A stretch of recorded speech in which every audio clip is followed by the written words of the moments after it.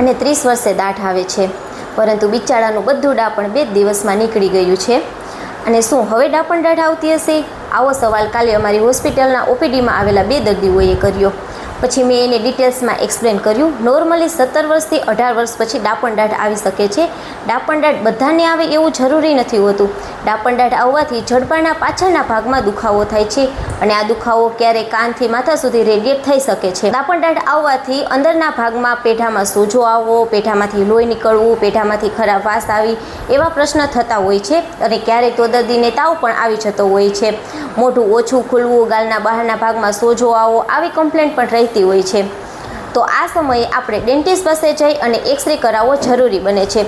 જો ડાપણ દાઢ આવવાથી પેઢા અને સામાન્ય દાંત વચ્ચે જગ્યા રહેતી હોય તો સામાન્ય દવાથી દુખાવામાં રાહત થઈ જશે અને ડાપણ દાઢ આવી જશે. પરંતુ હાડકામાં ફસાયેલી આડી, ઊભી કે ત્રાસી ડાપણ દાઢ વારંવાર દુખાવો કર્યા કરે છે તો તેને કાઢવી જરૂરી બને છે. આનું ચોક્કસ નિદાન એક્સરેથી થઈ શકે છે.